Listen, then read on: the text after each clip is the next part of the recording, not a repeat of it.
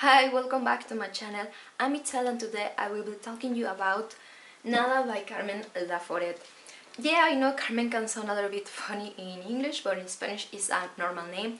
In this short novel we have Andrea. She's the main character, she's the narrator, and she is a 18 years old orphan girl.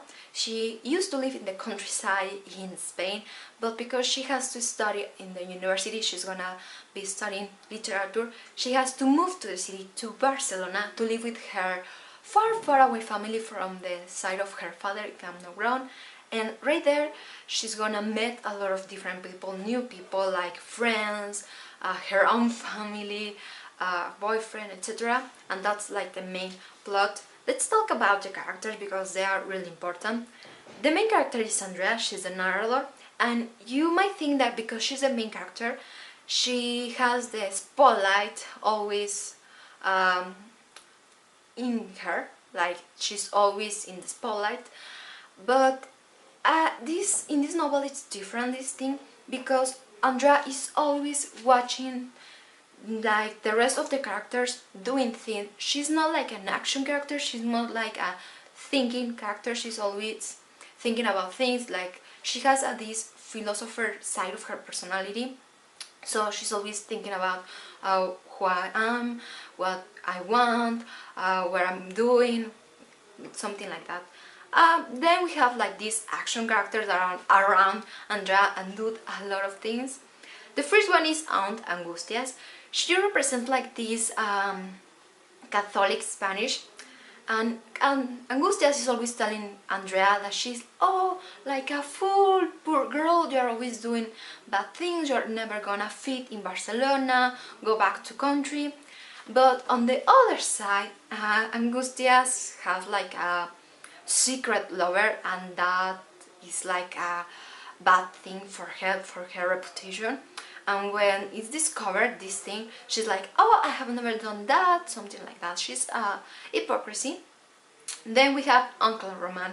She reminds me of the romantic like writer or artist from the Romanticism, because he doesn't want to talk to anybody, he's always sad, like he has done a lot of bad things, he has like this pain in his chest, he's always drinking and smoking, so you can imagine how is the Uncle Roman.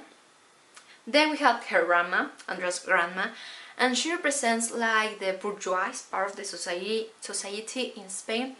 And her grandma is like a really positive but at the same time blind person, because her family is dysfunctional, her sons don't want each other, etc. There are a lot of bad things in her family, but she's always saying, oh, nothing bad happens here, etc. So it's too positive as a character.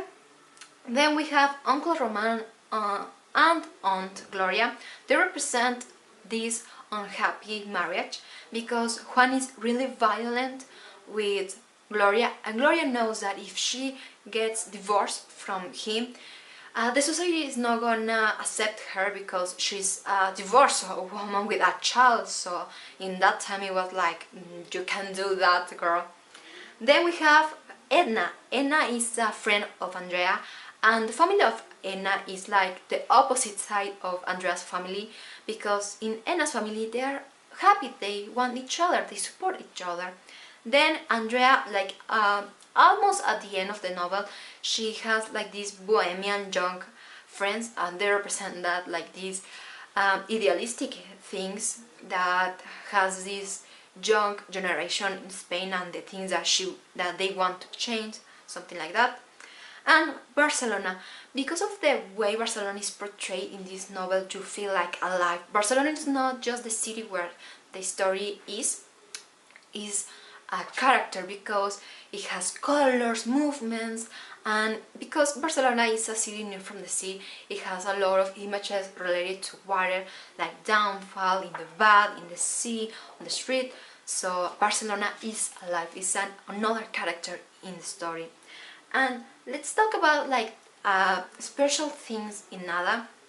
Well, after the Spanish Civil War, all the literature used to talk about this happening or event, and when Nada came to the public, it was like in 1943, and Carmen Laforet was just 23 years old. She was too young, and it was a really big surprise the way this novel was written, because it's never named, or you never read about the Spanish Civil War, and everybody was used to talk and write about that, so it was like, oh, impressive.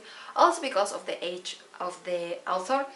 And 1 year later, in 1944, this novel won the Nadal Prize, a really important prize. So it was a little bit more surprising. And I have found that this novel is like it's existentialist novel, because, you know, Andrea is always talking about the others, not of her. She's always thinking about her existence, her life, what she wants, etc.